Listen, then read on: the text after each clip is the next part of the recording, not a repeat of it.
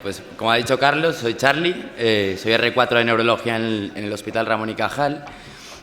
Y si tuviera que definir mi especialidad en una palabra, también me ha costado mucho, pero diría que es una especialidad clínica, probablemente la especialidad más clínica que hay. Depende mucho en la neurología de la exploración física y la anamnesis que realizamos a nuestros pacientes. Es una especialidad que es clínica desde el mismo método diagnóstico. Nosotros, cuando afrontamos un paciente neurológico, tenemos que realizar un diagnóstico topográfico, decidir si la debilidad que presenta nuestro paciente es una debilidad que se debe a una lesión medular, a una lesión hemisférica o a una lesión de nervio periférico. Esto no siempre es fácil y es un ejercicio intelectual muy interesante.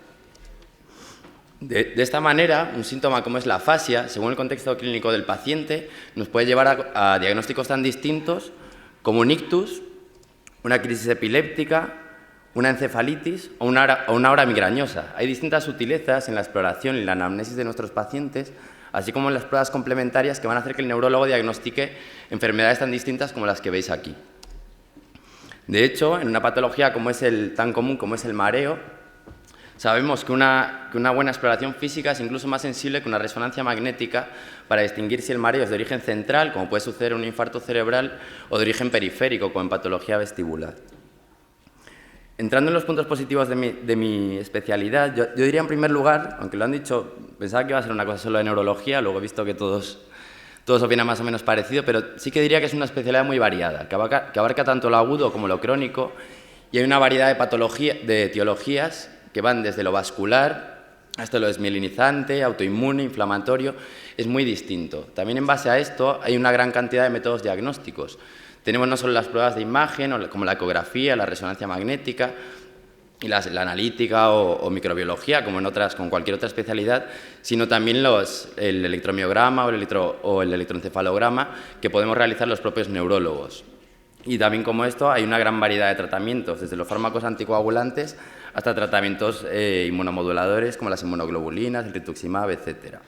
Y también, en base a esto, hay una gran variedad de trabajos. Al acabar la residencia, cuando se va acercando al final de la residencia, uno va diciendo qué es lo que le gusta más y qué es lo que quiere hacer en el día a día. Poco tiene que ver lo que hace un neurólogo vascular en su día a día que lo que hace alguien que se dedica a neuromuscular o cefaleas. Otro punto muy importante es que es una especialidad muy humanista. Es una especialidad que, como sabéis, pertenece al campo de las neurociencias. Cómo es el cerebro y cómo enferma el cerebro es un poco como es el ser humano. Esto se ve realmente en la práctica clínica diaria y es muy, muy interesante. Por otro lado, también es muy humana porque tenemos muchos pacientes crónicos. El paciente epiléptico, el paciente con esclerosis múltiple, es un paciente al que desde que se diagnostica siempre le va a seguir un neurólogo. Es un paciente al que vas a conocer a su familia, vas a conocer a sus hijos, le vas a cambiar el tratamiento, etc. Y esto os aseguro que es muy gratificante, muy humano y muy bonito, la verdad.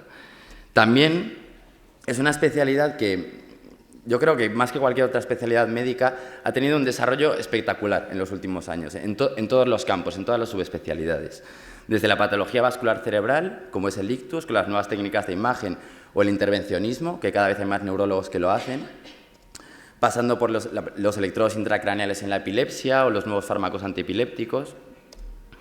También la estimulación cerebral profunda o la infusión duodenal de levodopa en la enfermedad de Parkinson, el Doppler transcraneal para diagnosticar a pacientes con Parkinson. En la esclerosis múltiple quizás ese es el campo en el que más haya avanzado. Es una enfermedad en la que hace 20 años tú le decías a un paciente que tenía de 20-25 años que tenía una enfermedad incurable y que en un periodo determinado se iba a quedar discapacitado y tú no podías hacer nada por él. Hoy día lo que te planteas es cuántos efectos secundarios estás dispuesto a darle a ese paciente a cambio de mantenerle libre de enfermedad. Esto, bueno, es un cambio realmente, un cambio de paradigma completo en nuestra especialidad. Incluso en un campo como son la patología neurodegenerativa o el Alzheimer, ya existen numerosos ensayos clínicos que van dirigidos directamente a la fisiopatología de la enfermedad, al beta-amiloide, la tau, etcétera, con unos resultados preclínicos muy esperanzadores y que pueden dar resultados en los próximos años. Otro punto muy importante es que es una especialidad compleja. El neurólogo es uno de los médicos más interconsultados en urgencias. Tenemos guardias terribles. A las 3, decía el compañero de gastro que las guardias de gastro son malas. realmente sí que son malas, no lo voy a negar, pero realmente a las 3, 4 de la mañana quien está ahí es el neurólogo, muchas veces el cardiólogo. Son guardias malas y duras. ¿Por qué? Porque la gente, los especialistas de medicina interna o de los médicos de urgencias no están tan familiarizados con la neurología como con otras especialidades. Muchas veces, cuando uno se enfrenta a un paciente neurológico, se encuentra una especie de laberinto inextricable donde no sabe encontrar muy bien la salida, cómo cuadrar las pruebas complementarias con la clínica y la exploración. Y es el neurólogo quien, no siempre, es capaz de encontrar un camino ahí para llegar a un diagnóstico y un eventual tratamiento. Hay que hacer un ejercicio intelectual de síntesis. Muchas veces los pacientes son un reto para poder llegar al diagnóstico de nuestros pacientes. Es algo que te tiene que gustar y que te tiene que parecer interesante si quieres hacer neurología. Otro punto muy importante es que, muy clave, es que tratamos patología importante. No tengo nada contra la dermatología, me parece una especialidad interesantísima, pero nosotros no, de verdad, pero nosotros no le quitamos un granito a nuestro paciente. Cuando tratas a un paciente neurológico, si lo diagnosticas y tratas bien, de lo que le vas a salvar es, obviamente, de la muerte, de perder el lenguaje o de quedarse discapacitado el resto de su vida. Son decisiones importantes y la responsabilidad que tiene un neurólogo es muy, muy grande.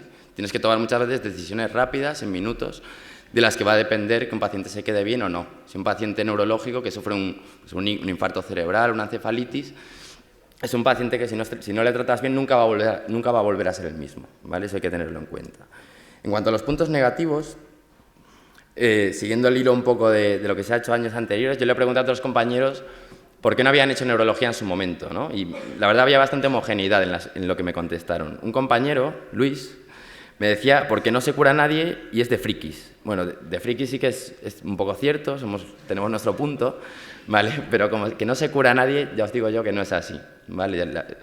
No solo, o sea, echando un poco el retroscopio, viendo cómo ha avanzado la neurología y hasta dónde hemos llegado, se puede ver a dónde vamos a llegar, ha avanzado mucho en este campo. Otro compañero me decía, ¿por qué no hay técnicas? Bueno, cada vez hay más neurólogos que hacen arteriografías.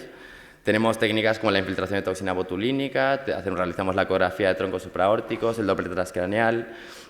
Los neurólogos podemos hacer electromiograma y electroencefalograma. Hay neurólogos que hacen biopsia muscular, interpretan la anatomía patológica y es el neurólogo, además, quien es realmente capaz de sintetizar toda esa información para llegar al diagnóstico de ese paciente, ¿vale?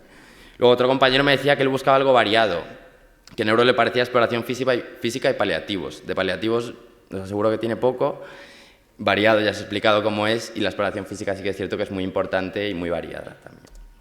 En cuanto a los puntos negativos que sí que me parecen significativos de la especialidad, que hay que tener paciencia, ¿vale? Muchas veces tú no llegas al diagnóstico en cuanto llega el paciente, el diagnóstico lo realizas viendo la evolución.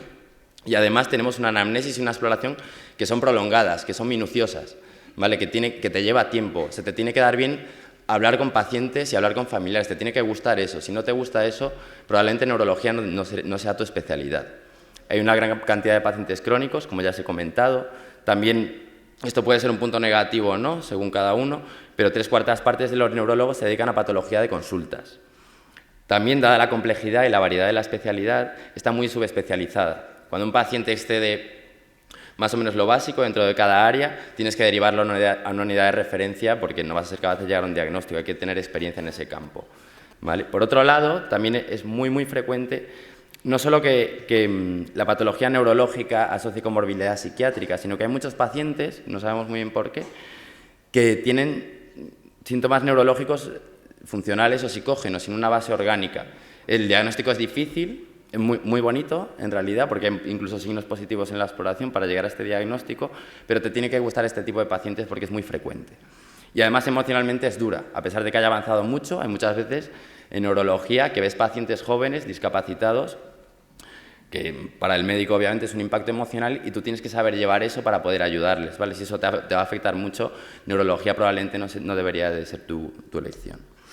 En cuanto a las rotaciones, no voy a meter mucho, pero bueno, en general de R1 se rota en medicina interna, en cardiología y en psiquiatría, luego según cada centro varía un poco. R2 es el año más duro, se rota sobre todo en planta, tanto en neurología general como vascular, se aprende a hacer Doppler, es el año en el que uno se curte, que es a las 6 de la tarde todos los días, pero es cuando más se aprende. También en algunos centros se rota en neurocirugía ahí. De R3 rotas en consultas de neurología general, Y luego en técnicas, como es en neurofisiología, también rotas en pediatría, en neuroradiología, y hacer muchos amigos porque conoces a mucha gente. Y de R4, rotas en consultas monográficas, vas a cada área, pues a neuromuscular, desmielinizantes, la consulta vascular, etc. Haces la rotación de partes o periféricos, que la verdad es que es muy bonita, porque vas viendo a pacientes ingresados en otros servicios con copatología neurológica y te vas de rotación externa. En cuanto a los fundamentos para escoger hospital, para mí lo más importante es que tenga una unidad de ictus y que sea una unidad de ictus buena, que se hagan bien las cosas, ¿vale? Sea un campo en el que un neurólogo tiene que salir bien formado, sin patología vascular por su frecuencia y por su importancia.